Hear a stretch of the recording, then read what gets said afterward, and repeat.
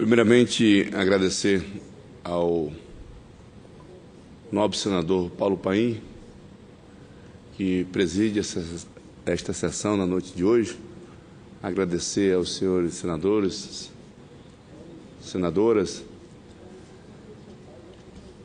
O Brasil tem acompanhado, e eu tenho certeza, dado ao grande número de apoio, de solidariedade que nós temos recebido aqui nesta casa,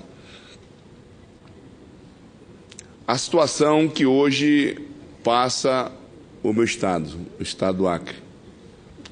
Passamos duas crises muito grandes. Primeiro foi a enchente do Rio Acre, que atingiu uma boa parte da nossa capital e alguns municípios.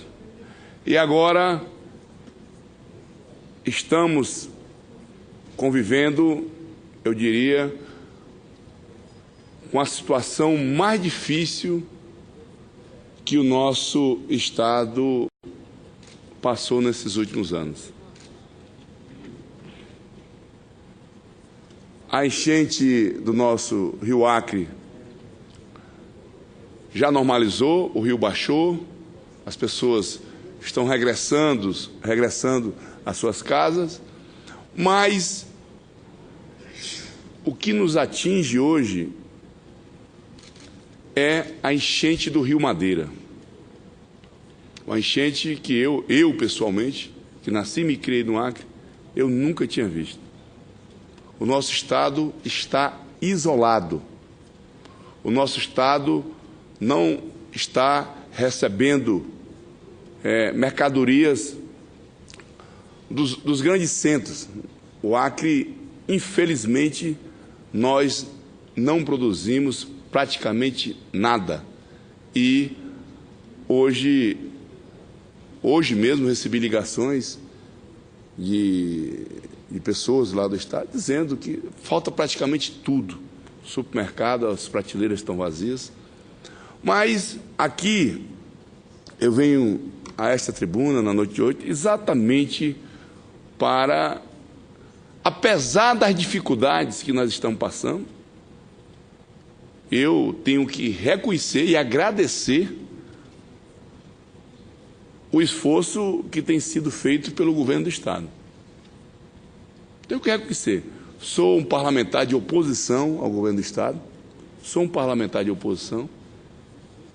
Fizemos uma reunião, semana retrasada, salvo engano, com o governador do estado.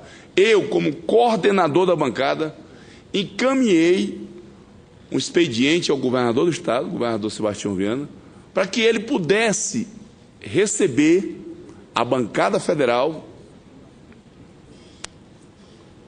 para que nós pudéssemos ver de que forma os senadores, os 3 senadores, de que forma os 8 deputados federais poderiam ajudar nosso estado.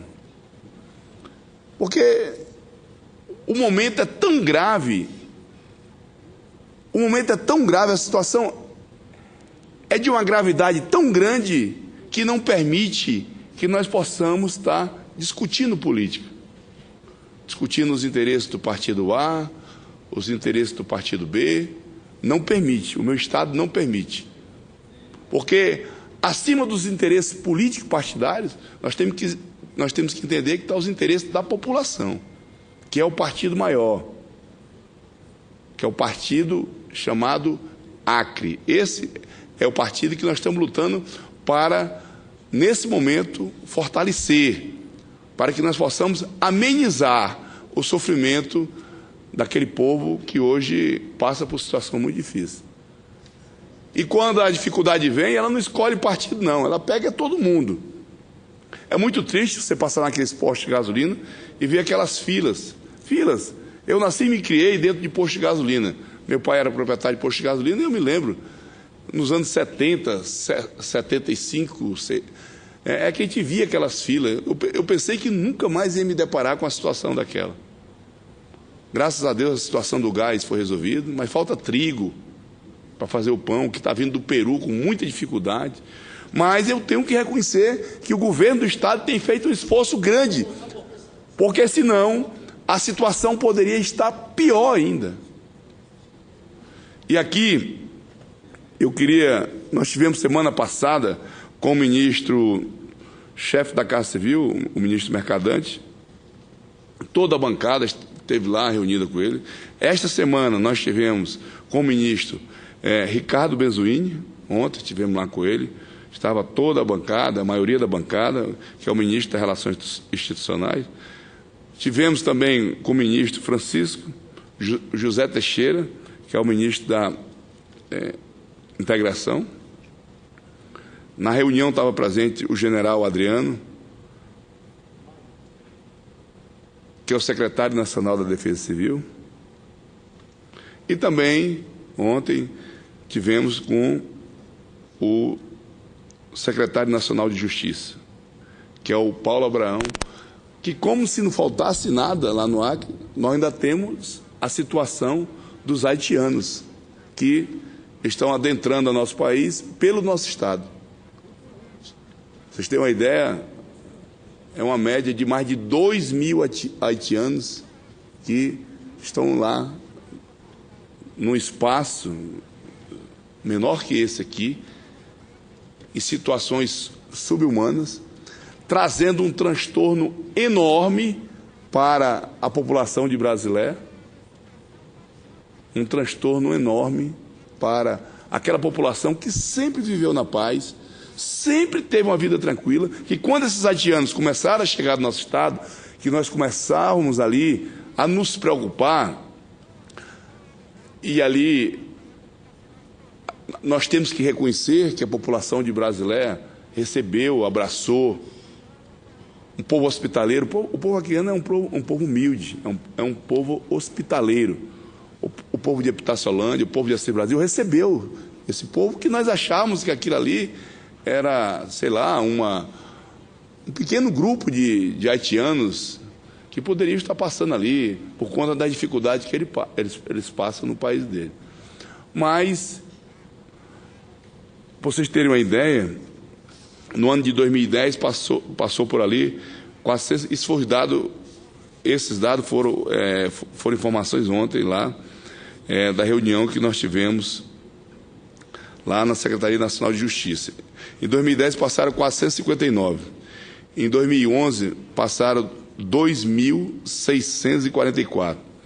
Em 2012 passaram ali 4.658. Em 2013 passaram 16.213 haitianos. Se guardar as proporções, aqui em 2014 deverá passar 30 ou 40 mil haitianos. Não temos nada contra os haitianos, somos até sensíveis à casa deles. Mas é preciso que o governo federal entenda que ali naquele município de Brasilé mora um povo brasileiro que não tem condições. Os postos de saúde, que já são poucos, totalmente abarrotados. As agências bancárias hoje não têm condições de suportar essa população que não é nossa. E hoje o povo de Brasilé e de Epitaciolândia tem que conviver com essa situação. Então é preciso que o governo federal tome decisões, medidas imediatas, para que, e eu tenho chamado a atenção, tomara que não aconteça,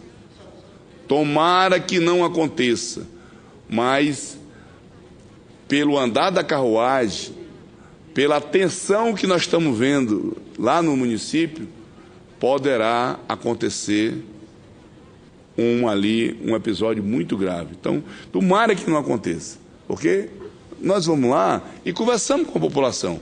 A população está com medo, a população começa a tratar mal os haitianos, começa a expressar um sentimento de raiva daqueles pessoal que fica importunando. Então, eu tomara que não aconteça. Mas eu vou me ater à situação dessa enchente que hoje nos traz um prejuízo muito grande. É lá dentro do estado de Rondônia, é verdade, é dentro do estado de Rondônia, mas tem ali lugares que, vocês têm uma ideia, a estrada ficou alagada, como nós chamamos lá na região, quase 2 metros. Então é impossível passar um caminhão, por maior que ele seja, uma carreta. Mas, graças a Deus, o povo acreano é um povo que sempre viveu com muitas dificuldades. Foi um povo que pegou em arma para virar brasileiro. Foi um povo acreano que fez a opção de ser brasileiro. E nós vamos vencer mais essa dificuldade. Mas é preciso reconhecermos o esforço que o governo federal está fazendo. Eu já agradeci e vou continuar agradecendo, que eu não sou daqueles que quanto pior, melhor. Não, o governo lá é do PT, ele tem que ficar pior, porque aí a oposição se fortalece. Não. O embate político nós vamos deixar para outra oportunidade. E isso eu fiz questão de dizer para o governador. Eu estou aqui à disposição. Em meu nome, em nome dos outros parlamentares de oposição, nós queremos ajudar. E eu fiquei muito feliz quando o governador me ligou, na semana passada, dizendo que, fruto das nossas visitas aos ministérios, o ministro Mercadante passou informação que algumas linhas de crédito já estavam sendo liberadas para os nossos empresários. Tem empresário que tem 60 dias que não vende nada. Eu participei de uma reunião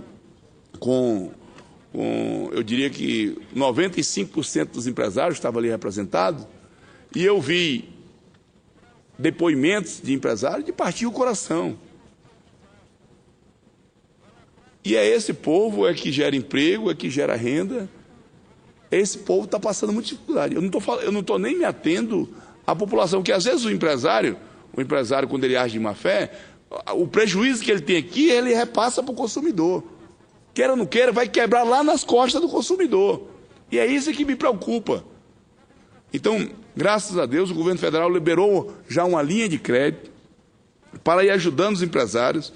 Nós, ontem, em todas as visitas que fizemos, pedimos para que o governo federal libere os projetos que estão pendentes aí na Casa Civil, aí no Ministério da Integração, libera os projetos das prefeituras, porque se circular um dinheirinho, já vai aquecendo ali a economia, já vai amenizando o sofrimento, porque eu penso, e essas são as previsões lá dos técnicos, é que nós vamos ter ainda 30, 60 ou então 90 dias de situações difíceis. Porque nós não sabemos, quando essas águas baixarem, que ainda está, a estrada ainda está inundada, nós não sabemos qual será as consequências.